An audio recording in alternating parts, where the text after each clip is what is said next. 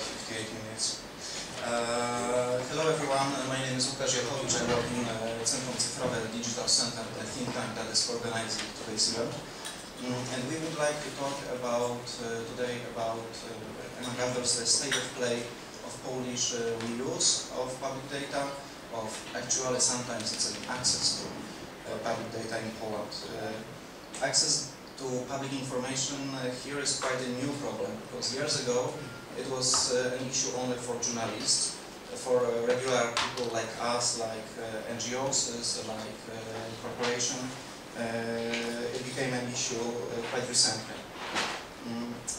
Open data in today's meaning is not only data that is generated by public bodies, but also data that are co-generated by public bodies and non-government organizations. That's why we, for today's panel, we invited experts that represent various ways public data can be used. We've got commercial users, we've got watchdog organizations, we've got an organization that co-produces data that may be used by the public administration. And let me introduce our panelists. It's Jakub Górnicki from the ePSI Foundation. Sorry, completely random order. Marta Gunkowska from Stowarzyszenie Plon-Jawor, Kasia Sawko from Digital Center, Tomek Zieliński from Transportoid, and Krzysztof Izdebski of Association of Local Group Leaders. And at the beginning I would like to ask our panelists to say a few words about the organization and specifically about various issues they do with open data. I guess that we'll go one by one. Tomasz Zieliński, Transportoid. Welcome everyone, my name is Tomasz Zieliński, I am a software developer and in my spare time I am creating a mobile application called Transportoid. Does anyone of you know this application or uses it? Awesome! Yeah. Okay, I will try to keep the introduction short. Transportoid application is the biggest of its kind when we are talking about the number of covered Polish cities. It's currently 60 cities and agglomerations. I'm along with my teammate Piotr, we are making use of the information of the timetables published by the carriers or the municipal I forgot the word, authorities.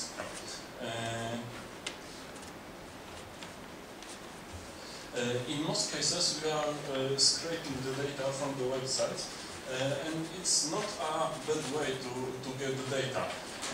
The problem is that we are doing this automatically. The process is called web scraping. In many cases this approach is good enough, but there are situations where some data owned by carriers are not translated to a web page. Typical example are trips to and from a bus depot. It happens only a few times a day and is very rarely included in online timetables. Also some trip details like alternate routes or alternate endings are sometimes omitted. Where some cities just granted us access to the timetables, some required a written agreement, of course free of charge for both sides. Signing such agreements usually takes about two or 3 weeks. In some cities, people in charge who are not familiar with the concept of sharing the raw timetable data, but I was able to convince them by highlighting the benefits for the passengers who get access to high quality data in my application. There is one notable exception. If some of you are following the project website, you probably heard about it. The city of Kraków does not share data. For unknown reason, both the municipal office and public transport carrier of Kraków, the MPK Kraków, refused my at the beginning of the request. Then I made official demands based on the Act of Reuse of Public Sector Information. I filed 3 lawsuits, 1 against the carrier and 2 against the city. I won all 3 of them, and the court confirmed that it's my right to get the raw timetable data because it's for sure public sector information. However, I still have not received the current data even once, and during past 3 months I filled almost 50 requests. Why was that? You can see on this picture. This diagram illustrates what was the typical delay between filling a timetable data reuse request, the bottom row, when online timetable were updated, the black dots in the middle, it's about 2 or 3 times a week, and when I received the answer, the upper row. Please notice the timetable update takes place 2 or 3 times a week, and the answer was usually sent about 10 days after the request. But the answer always contained outdated timetables, valid at the day of sending the request. It means that I have not received the current data from the MPK Kraków carrier even once. If you are interested, you can find this, the full version of this diagram on the project website, transport.com. And the main outcome of my case. We need a better law. The Polish law currently in force does not address the frequently changing public sector information. If the data holder has no understanding of open data value, you are screwed. We need to change the law. The amount of such reusable live data will grow quickly, and we cannot afford to miss it when talking about open data and open society in general. Thank you.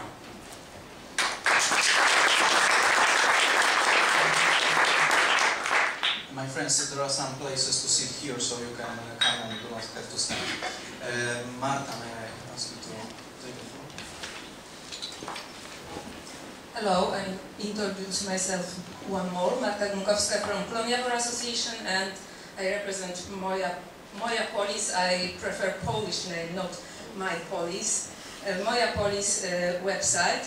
I assume some of them, at least some of them, know it, but even though I would like to show you now, sorry, okay. So it's a web service and database of indicators which describe social and economic condition of regions, sub-regions, districts and municipalities in Poland. And it's a tool enabling people to get access to find, to sort, to visual, and to, in a result, interpret data on their communities. We have lots of data, more than 100 indicators, which we gather from different sources. Of course, I think majority of them are from National Statistical Office, but there are a lot of data from other public institutions, for example, from police, from different ministries, from regional educational commissions, and other institutions. We are trying to get data about the demographic profile of inhabitants, about their life quality, about access to different services, about local administration, especially how they spend public money. And of course, we are also, there are a lot of other data in our service. I took one example of our indicators is local spending on culture and national heritage. And let's see, let's check how service work. You can choose the indicator which you like to see on map, and see map on the local level or regional or sub-regional level. Here we can see that those spendings on culture are bigger on the west of the country than on the in the east part of the country. The same indicator in table or on chart. Here is on chart you see the regional level, and of course because of Warsaw we see that the Mazowieckie region spends in 2011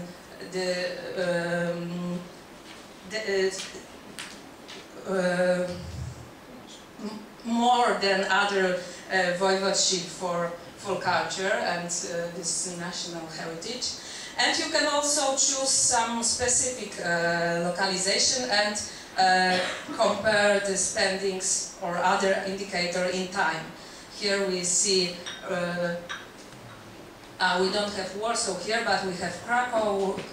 Red is Krakow, green is Wrocław, yellow is Lublin, and blue is Gdańsk.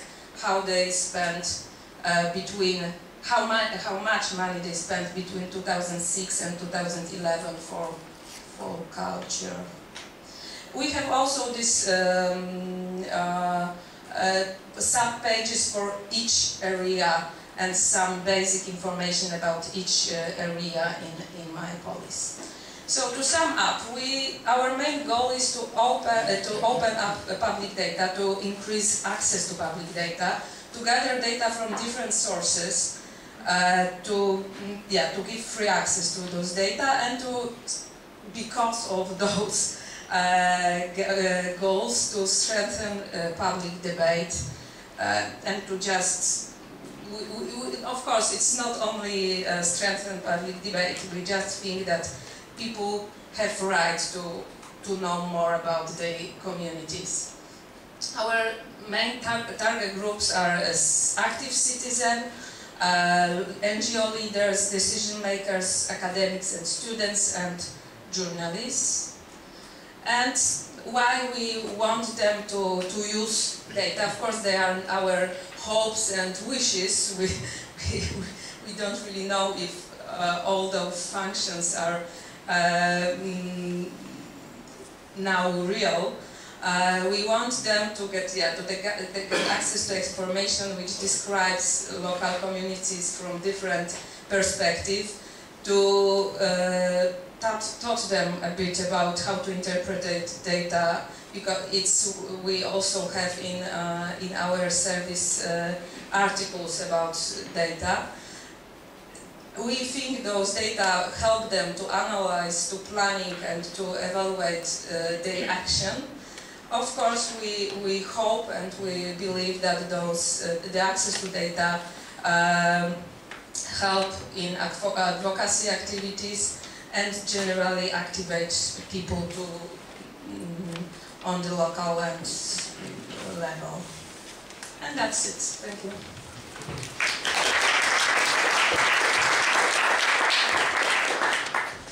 Hello, my name is Jakub Górnicki and I work for the organization called EPF, or in Poland we also say Fundacja Państwo. Now we focus on three things. One is open data, the second is policy, and the third is engagement. And since today we talk mostly about open data, and this whole panel is called the state of play, instead of making the presentation, I wanted to basically show you what is our state of open data. Now, as part of our open data initiatives, we run a website which used to be a parliamentary monitoring website. Right now, it's a huge database to which you gain access basically through API.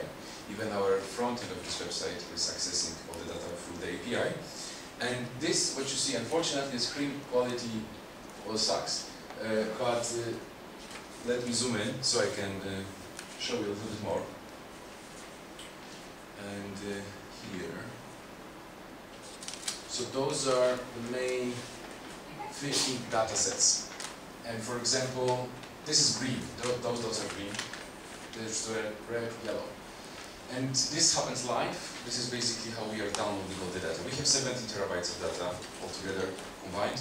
That doesn't tell actually anything, besides that this is a nice sketchy number. So here, let me guide you through. So there are rulings of the High Court, ruling of the public courts, just basically text of law, the High Administrative Court, local data, Senate, the government, the legislative center, some projects of law, MPs data, club data, how they vote, basically everything. And those scripts run every 5 minutes, and they check everything. Here you have basically the search status, because this is the powerful thing behind API. Solar, if someone is techie, you know like this. And here is how is the index generated. Now, why I'm showing this? Because basically what I probably will be talking later on is that what we have noticed is that you can open data, and it's fine. That's really cool. That's what we all believe in. But it's really time to start to engage in data. And what we believe in is that engaged data is the new open data. And that's it. Thank you.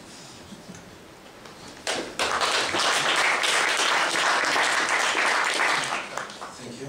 Kasia from Centrum Cyfrowe. Hello. We already know a lot about Centrum Cyfrowe because my boss, Alek Tarkowski, told you before, so I will concentrate on a particular case of open data use, which is Otwarte Zabytki, open monuments or open historical sites, the project that we realized since 2011. It is meant to facilitate access to knowledge about Polish monuments and to help in their preservation. The project was inspired by Vicky Loves Monument, Polish edition 2 years ago. We were a partner of this contest that you probably heard of. And during the contest, we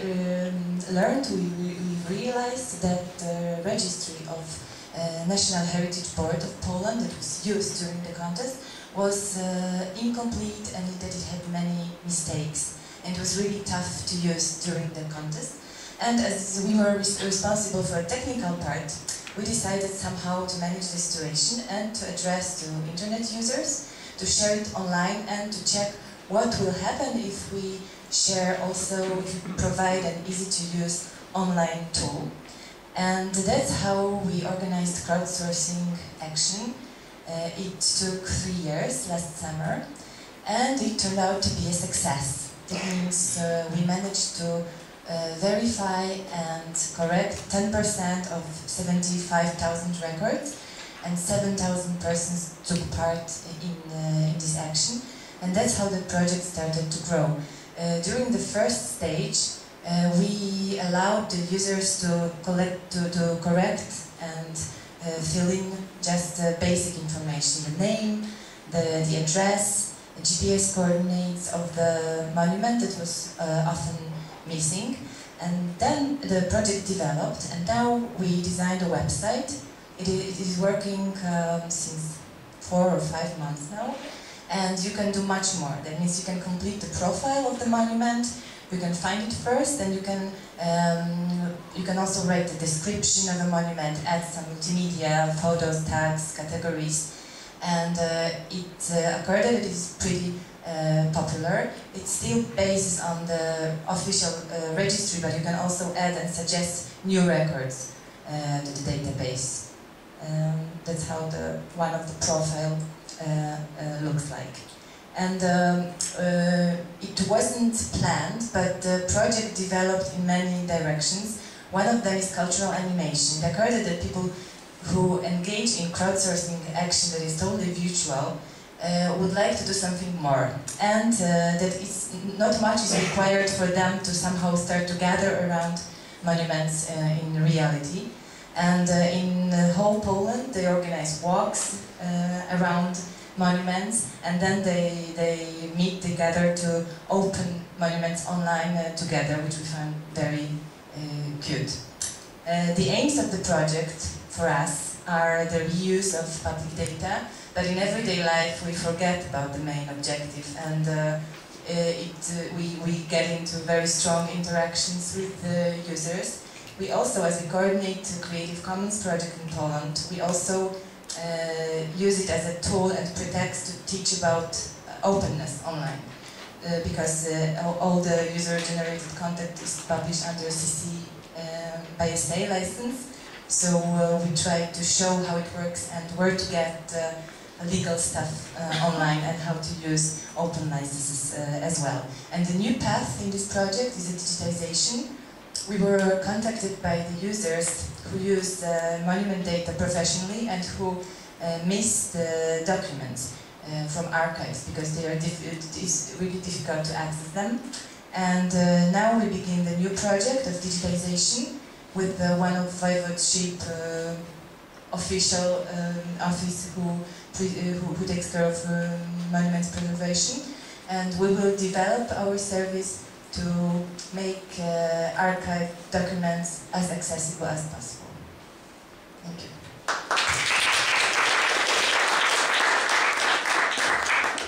Now I'd like to ask Krzysztof Izdebski.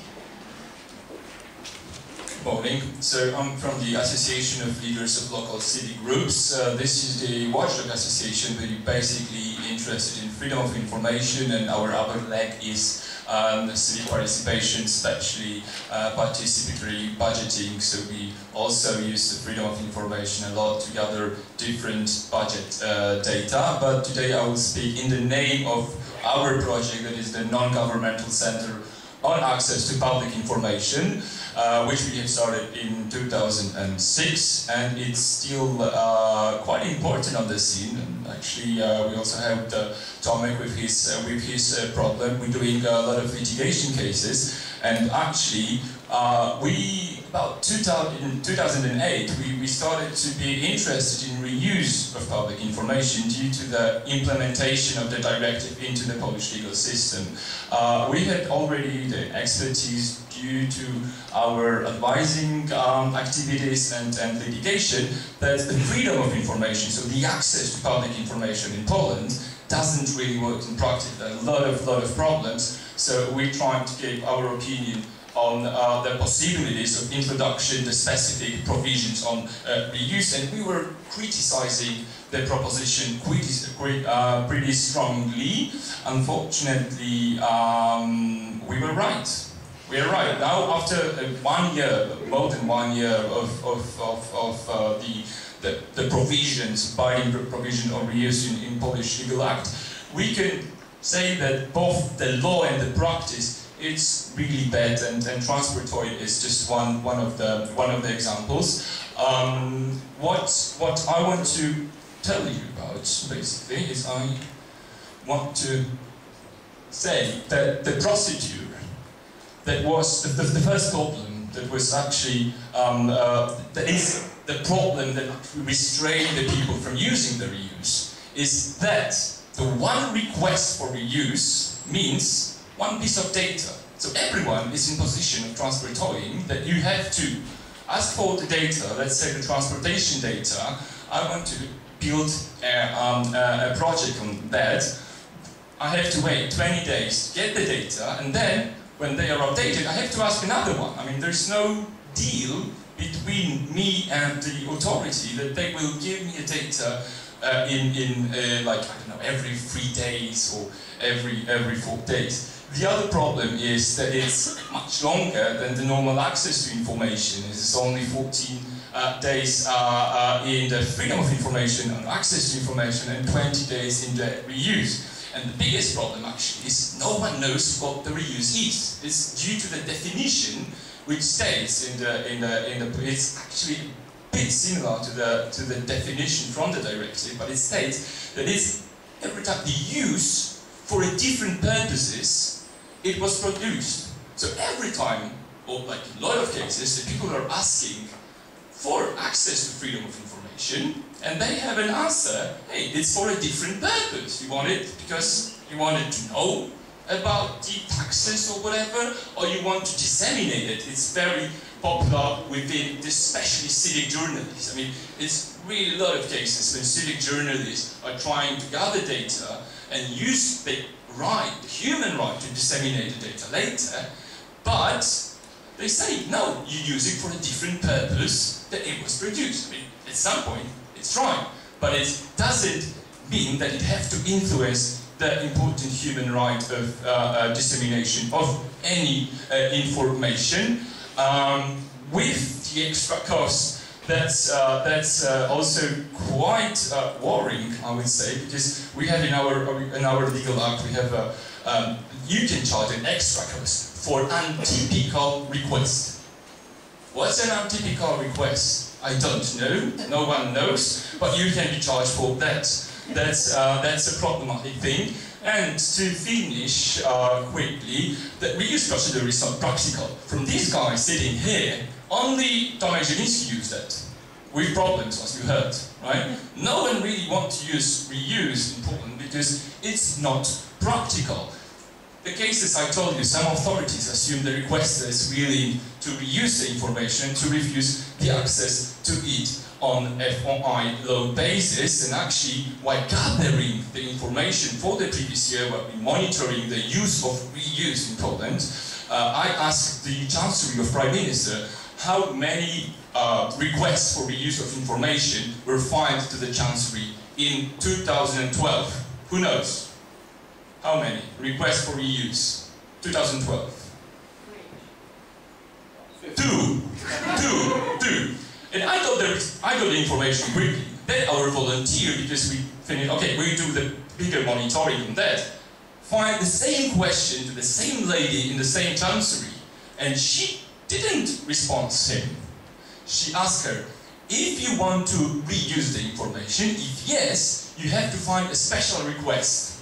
Right? So it's a completely different thing, which actually restraining the access to freedom of information, and that's it, because I see the nervous. And okay, so I don't have a chance to finish, but with me I have some, in English, some opinions on that and examples. So if you're interested in what the reuse is in Poland, you can join me and read it together. Thank you.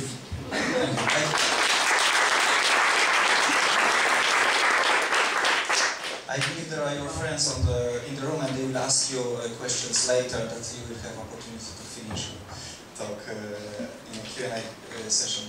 But first, I will ask each of you a question, because each of you come from slightly different slightly different reuser of public data. And first, I would like to ask Kuba Górnicki. Okay. Okay. First, I would like to ask Kuba Górnicki, who said that he had many terabytes of data. What can we do with such tremendous number of data to change the state? Okay. I don't know. This is the answer. Now I can elaborate. We don't know. In the past 18 months, for example, we have changed the starting page of our portal like 7 or 8 times, and we're never happy with it. And well, there are two possibilities: either we don't do our job well, or basically another level is that what I was saying is that people need to start to engage data. So instead of us trying to find one way for others, we will be reshuffling whatever we do in a way that people, the users of our data, because we have so much there is that, you know, will be able to create their own tools on top of it. And this is basically how we see our role in this. And we will be providing tools for data personalization. So you will be able to create your own versions of the system and access the data the way you want. Because, well, maybe you are just interested in some local deer hunting data in some very small district or whatever. So that's the way we see our role in this, you know, because You can continue to open up, and at some point there's so much of this data, it's hard to comprehend. So the next level is basically allowing people to engage. One of those is by providing API, what we do, but it's strictly for developers who are able to build the tools. The next level is to build tools which will allow people in the WYSIWYG editor to do it. That's the way we see it. Thank you. Similar question will go to Marta from Clone Java Association. Marta, your organization collects data, analyzes them, and provides people data and analysis. How are those data actually used by your recipients, and does the data owners, I mean public bodies, gain something that as a result of providing new information? Okay, so during my presentation I said how we wish and hope people would use our data. Of course, we don't really know if they use them in this way, but of course I know something about how they are used. We know that there are some documents, for example, diagnosis on again culture, because we cooperate with Warsaw University and Professor Fatyga in our project, and she with her team gather a lot of data on culture, and after use it for diagnosis on the state of culture in one of Polish voivodeship. We know that, and it really make me happy that on a local page of local governments, local authorities starts to show or link to our portal as a source, our source of information, and that people start to use it in some discussion. I found some of them on internet, to especially discussion on, of course, local spends. Since the beginning, end of last year, we have also other application which name is Nasza Kasa, our money, our cash, and and then there people can find data on local spends or local income, and I think this area of topics connected with local spends and income are especially hot for people, and when we see that people start to use it. And journalists and students for sure use it. How I said, I know few examples of local governments who at least mention about our service on the websites. Of course, we would like them to use it, but maybe it's how I try to think. Maybe it's still too complicated. Maybe it's more effort on our side to make them to make it easier. Maybe it's more efforts on this on our analysis and our this interpreted work to make more articles to show how those data can be used. So I agree with Jakub that there are lots of data, and we help people to access to those data, but it doesn't change anything automatically. It needs more effort to change something. Okay, thanks. That's not good. Kasia, you lead the project that is a huge crowdsourced project that operates on public data. We know how it operates when organizations, public bodies don't want to give data to others. do public bodies actually accept data that are created by crowd, and do such public bodies do something with that data? They do accept. Actually, we even got a request to give the results of our work on paper, which made us laugh because it's 75 records to print it out. It lasted hours. But we have no idea what they do with it.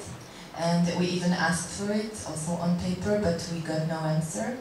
And it's too bad because at the beginning we were hoping that it would be an exemplary case of cooperation between NGO and public administration. We were pretty proud in advance.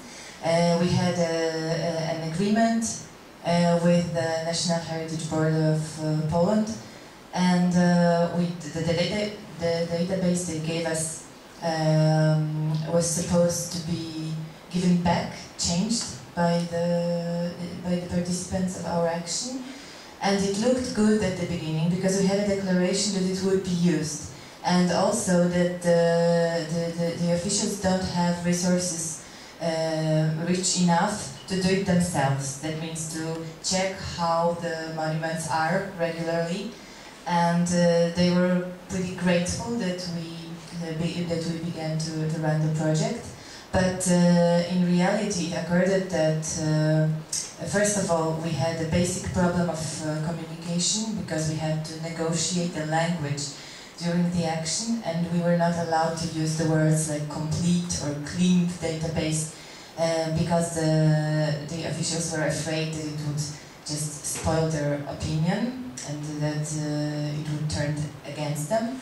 And it was for us the major problem because the project is very difficult to communicate anyway. You have to correct the database. For a regular internet user, it's a costly task.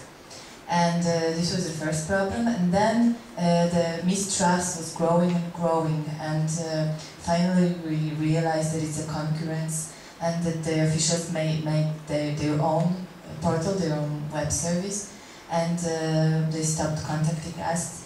And that's it. We have no idea what's going on with the result of our action. And the positive part is that the local governments contact us because they see their interest in our action. That means promotion, first of all.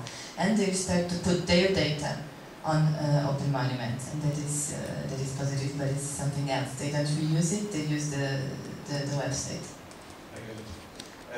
What is your opinion?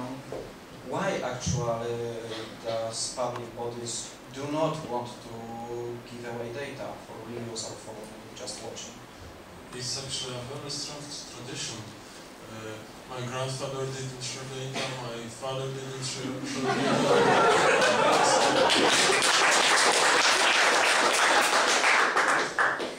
I respect the heritage and also don't want to share data to honor them.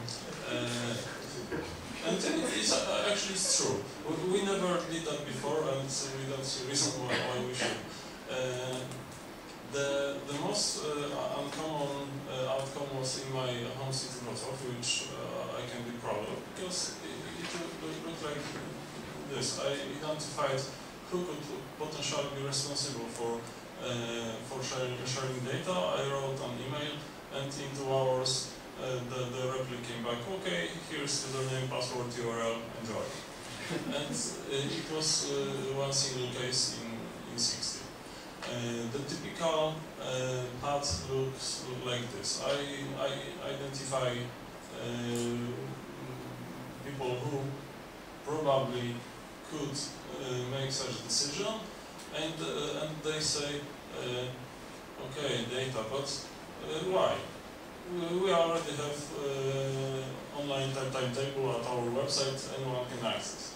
And when I explain the concept of smartphone, of having a timetable in a pocket which works offline, they usually say, okay, we don't believe it, but if you want, here you are. We have to sign an agreement, it will take 2 or 3 weeks, but at the end I have an URL which I can use to download data.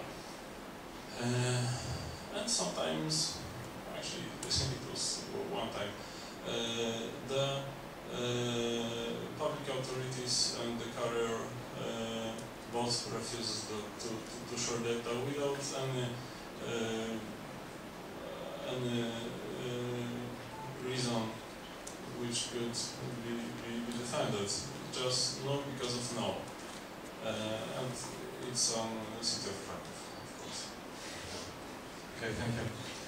And the final question from me to Krzysztof is, he has the biggest experience with videos because he supports many people in Poland. Krzysztof, what is your opinion on the